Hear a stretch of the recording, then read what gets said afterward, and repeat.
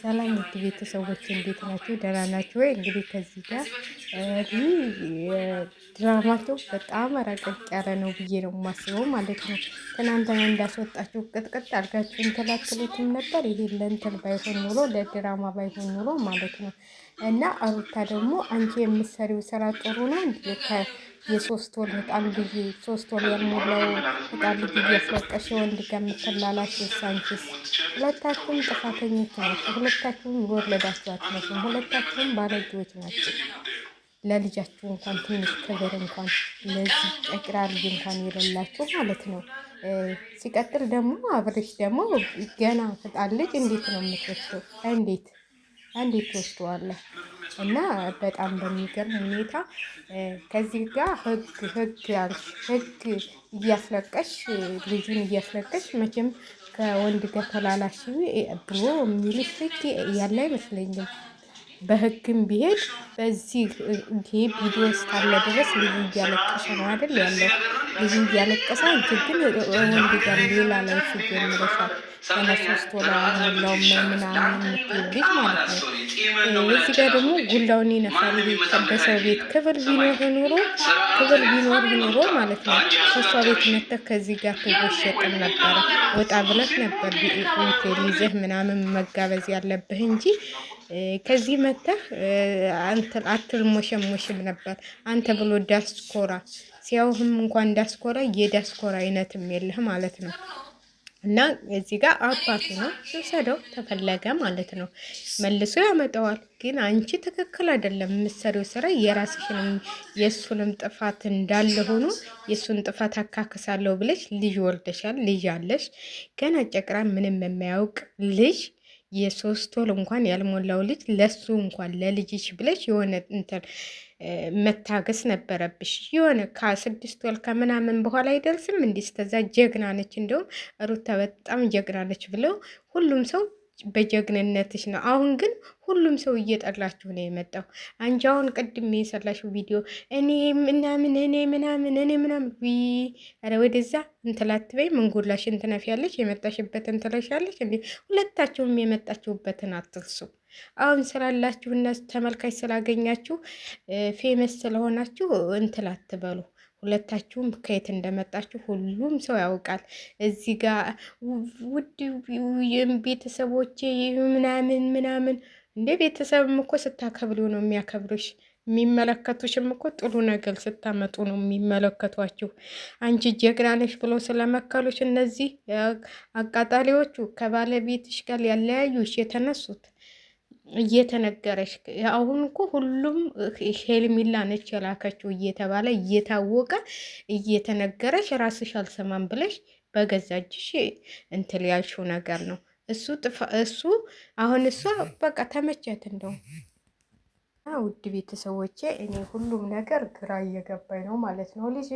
ልጅን አስተኝቶ እኮ ይህን እንደዚህ አይነት እንትልም ማለት እንደዚህ አይነት ብሽቀት መበሻሸቅም ጥሩ አይደለም።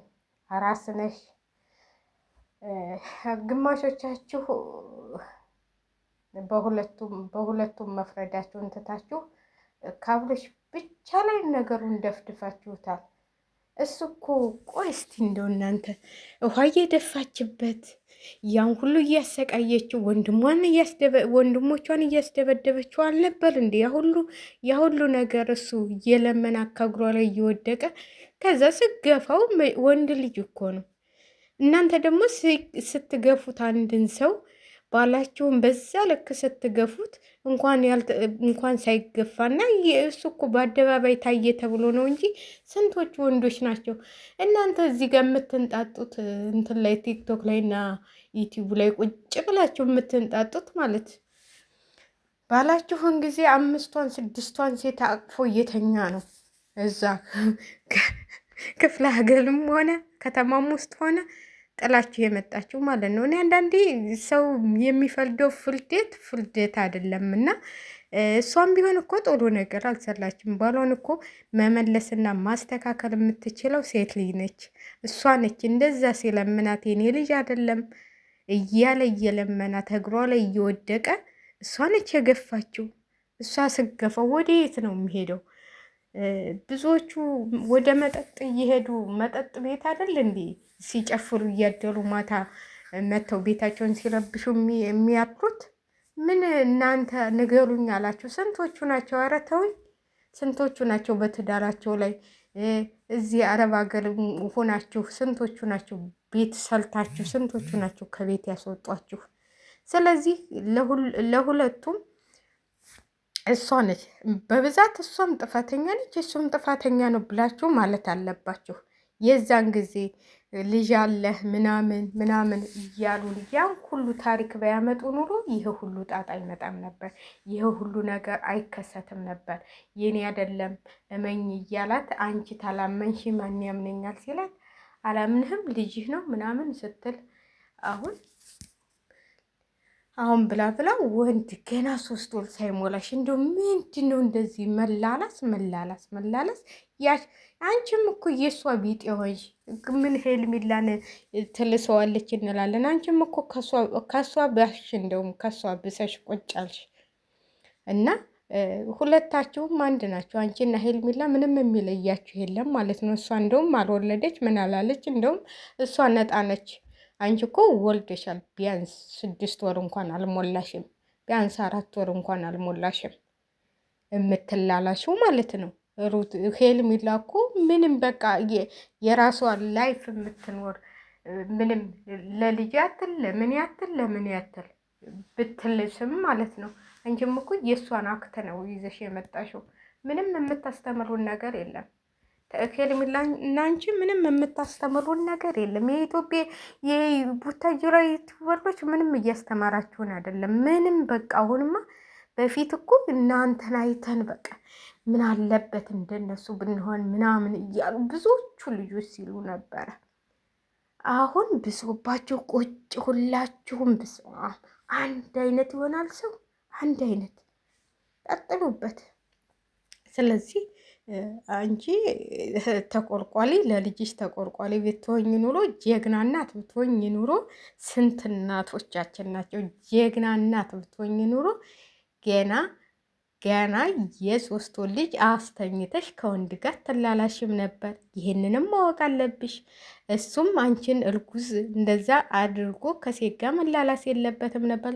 ተከከል እሱ እንዳለ ሆኖ አሁን ይውሰዱ በማስመልስበት እዚህ ጋር ሆኖ እዚህ ጋር አስመልሳ ውይ ህግ ልጅሽን የ3 ወር ልጅ እያስለቀሽ አንቺ ከወንድ ጋር ተላላሽ ብሎሻል እንዴ?